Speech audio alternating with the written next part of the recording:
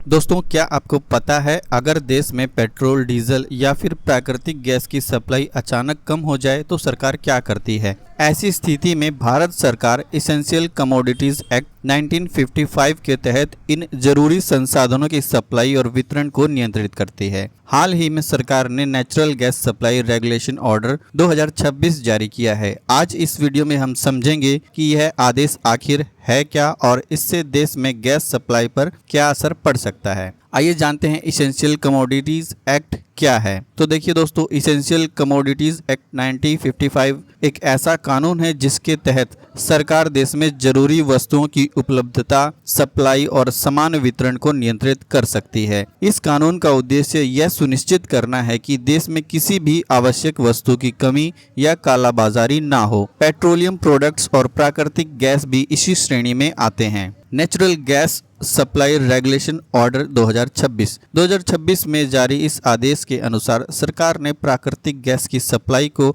अलग अलग priority sector में बांटा है ताकि जरूरत के अनुसार गैस का वितरण किया जा सके। इसमें मुख्य रूप से 4 प्राथमिक सेक्टर तय किए गए हैं। प्रायोरिटी सेक्टर 1, पहला प्राथमिक सेक्टर उन सेवाओं के लिए है जो सीधे आम जनता से जुड़े हैं, जैसे कि domestic piped natural gas supply, transport के लिए CNG, LPG production, pipeline operations. इन सेक्टर में गैस की सप्लाई को प्राथमिकता दी जाएगी। नंबर 2 पे है प्रायोरिटी सेक्टर 2, दूसरा प्राथमिक सेक्टर है ये फर्टिलाइजर्स प्लांट्स यानी उर्वरक बनाने वाली फैक्ट्रियों को पिछले 6 महीनों की औसत खपत का लगभग 70% गैस सप्लाई सुनिश्चित की जाए। इसलिए जरूरी है ताकि देश में खाद्य उत्पादन प्रभावित ना हो। प्रायोरिटी सेक्टर 3, ये तीसरा सेक्टर है टी इंडस्ट्रीज, मैन्युफैक्चरिंग इंडस्ट्रीज, अन्य औद्योगिक उपभोक्ता। इनके लिए गैस सप्लाई पिछले 6 महीनों की औसत खपत का लगभग 80% तक बनाए रखने की कोशिश की जाएगी।